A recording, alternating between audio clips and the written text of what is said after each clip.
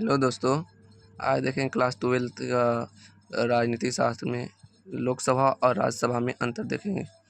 ठीक है, तो आप लोग देखिएगा, यहाँ से ऑब्जेक्टिव भी बन सकता है और सब्जेक्टिव भी एग्ज़ाम के लिए बनता है। महत्वपूर्ण है ये। देखिए, तो लोकसभा और राज्यसभा में अंतर।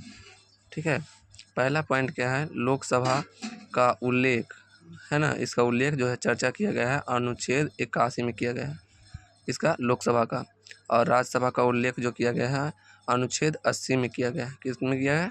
अनुच्छेद 80 में। तो आप याद रखिएगा, राज्यसभा का उल्लेख अनुच्छेद 80 में और लोकसभा का अनुच्छेद 81 में किया गया। दूसरा पॉइंट है, लोकसभा को क्या कहा जाता है? निम्न सदन कहा जाता है। क्या कहा जाता है? निम्न सदन कहा जाता है।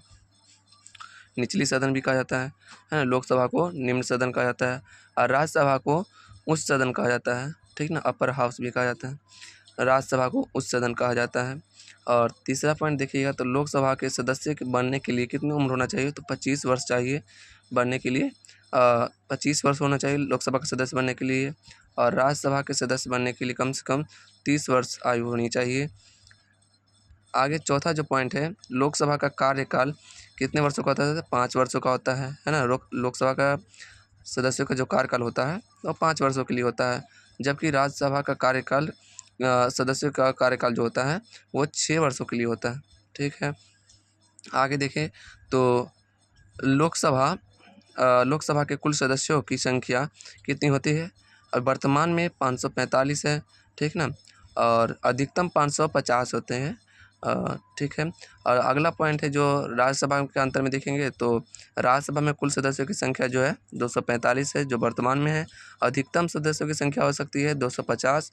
ठीक है, और अगला पॉइंट जो है, छठा पॉइंट जो है, यह एक अस्थाई सदन है। राज्यसभा लोकसभा बोल सकते हैं, लोकसभा यह एक अस्थाई सदन नहीं है, है ना।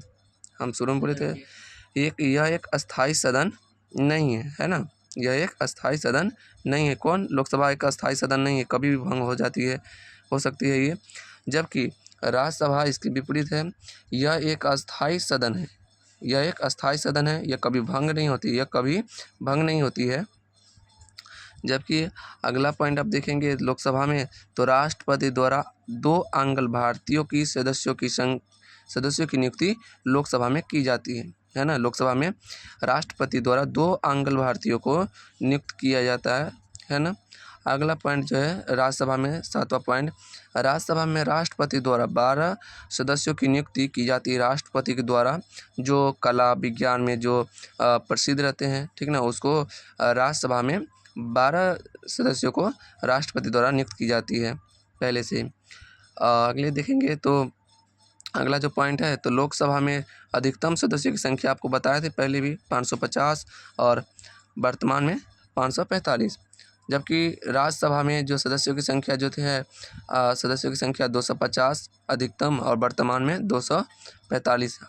ठीक है, तो आप लोग एक बार और भी समझ लीजिए सबको और देख लीजिए वीडियो को। धन्यवाद।